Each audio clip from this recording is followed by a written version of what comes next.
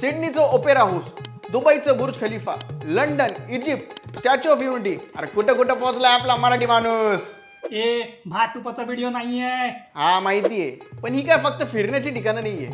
जगभरातल्या मोठमोठ्या बिल्डिंग्स, भारताचा न्यूक्लिअर प्रोग्राम, एवढंच नाही तर 3 करोडपेक्षा जास्त भारतीयांचा पाण्याचा प्रश्न एक मराठमोळे कंपनीने सोडवलाय. ती म्हणजे किर्लोस्कर ब्रदर्स लिमिटेड. सायकलच्या छोट्याशा दुकानापासून सुरुवात करून आज एका मराठी माणसाने जागतिक पातळीवर मेड इन इंडियाची छाप कशी उमटवली. 136 वर्षापासून ते आजपर्यंत किर्लोस्कर ब्रदर्स कंपनी ही कशी टिकून राहिली, त्यांनी कोणकोणत्या मार्केटिंग स्ट्रॅटेजी वापरल्या, सगळं सांगतो. त्याआधी शिकवलं जाऊन लगेच सबस्क्राईब करा. तर झालं असं, लक्ष्मणराव किर्लोस्करांना कला आणि मशीनची लय आवड होती. वडिलांच्या इच्छेविरोधात त्यांनी मुंबई गाठली. VJTI कॉलेजमध्ये ते मेकॅनिकल ड्रॉइंग शिकवू लागले. त्या काळात भारतात नवीनच आलेल्या सायकलची लोकांमध्ये ट्रेंड होती. या नवीन वाहनाबद्दल लोकांचं कुतूहल लक्ष्मणरावांच्या लक्षात आलं आणि त्यांना नवीन बिझनेस आयडिया सुचली. 1888 मध्ये त्यांनी आपल्या भावासोबत बेळगावमध्ये एक सायकल शॉप सुरू केलं. ते म्हणजे आजचं किर्लोस्कर ब्रदर्स लिमिटेड. बाहेरच्या देशात सुरू असलेल्या औद्योगिक क्रांतीबद्दल अनेक मासिकांमध्ये लक्ष्मणराव वाचत होते. नवीन मशीन्स आणि टेक्नॉलॉजींबद्दल त्यांचा अभ्यास सुरूच होता. तेव्हा सायंटिफिक अमेरिकन या मॅगझिनमध्ये त्यांनी फॉडर कटर म्हणजेच कापणी यंत्राबद्दल वाचलं. मग त्यांनी विचार केला की ही मशीन आपण भारतात नक्कीच तयार करू शकतो. आपल्या कृषीप्रधान देशात या नवीन तंत्राचा खूप फायदा होईल हे त्यांना समजलं. या यंत्रासाठी लागणारी सर्व सामग्री ते मुंबईहून बेळगावला घेऊन आले आणि 1901 मध्ये त्यांनी भारताचं पहिलं कापणी यंत्र बनवलं. देशातला पहिला लोखंडी नांगर सुद्धा किर्लोस्कर बंधूंनीच बनवला आहे. याआधी देशामध्ये लाकडी नांगर वापरलं जात होतं, पण किर्लोस्कर बंधूंच्या लोखंडी नांगरामुळे वेळ आणि खर्च वाचला आणि उत्पादन सुद्धा वाढलं. छोट्या सायकलच्या दुकानाचं रूपांतर आता मोठ्या प्रोडक्शन युनिटमध्ये झालं होतं.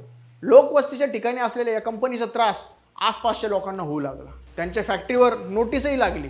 जागा रिकामी करण्याचे आदेश मिळाले, पण हार मानतील ते लक्ष्मणराव कसले. त्यांनी खूप प्रयत्न केले. अखेर औंधच्या राजानं किर्लोस्करांमधला बिझनेसमॅन ओळखला. खडूने आखाल तितकी जागा देऊ असं म्हणत या बंधूंना प्रोत्साहन द्यायचं राजाने ठरवलं. पण सांगलीमधली नेमकी हीच 32 एकर जागा किर्लोस्करांनी का निवडली, त्यासाठी अनेक कारणं पण आहेत. ते म्हणजे कुंडलचं रेल्वे स्टेशन, पक्के रस्ते आणि पाणी पुरवठा करणारी कृष्णा नदी. आणि इथंच 1910 मध्ये टाटांच्या जमशेदपूरच्या आधीही भारतातील पहिली इंडस्ट्रियल टाउनशिप म्हणजेच किर्लोस्करवाडी एका मराठी माणसाने उभारली आहे. औंधची ही 32 एकर पडीक जमीन जी निवडुंग आणि सापानी भरलेली होती, त्या जमिनीचं किर्लोस्करांनी सोनं केलं.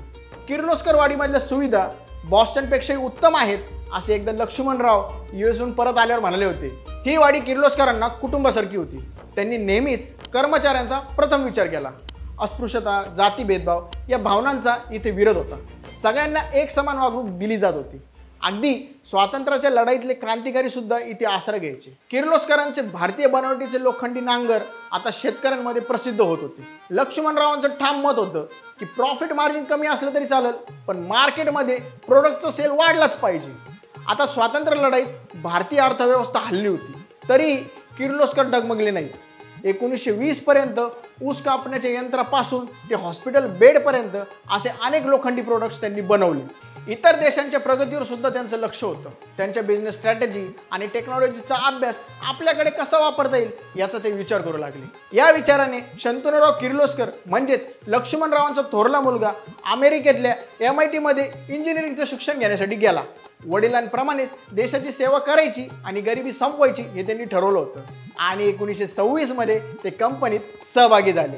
1960 पर्यंत त्यांनी 5 सब कंपनीज उभ्या केल्या. वाढत्या औद्योगिकरणासाठी लागणारे डिझेल इंजिन, मोटर, पंप असे प्रोडक्ट्स कंपनी तयार करत होती. मार्केटमधल्या वाढत्या टेक्नॉलॉजिकल डिमांड त्यांनी ओळखली.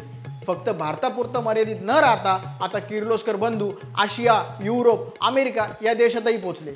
आपण ब्रिटिशांच्या टेक्नॉलॉजीचं नेहमी कौतुक करतो, पण आपल्या भारतीयांचं तंत्रज्ञान आणि बिझनेस मॅनेजमेंट इंग्रजांपेक्षा काही कमी नव्हतं.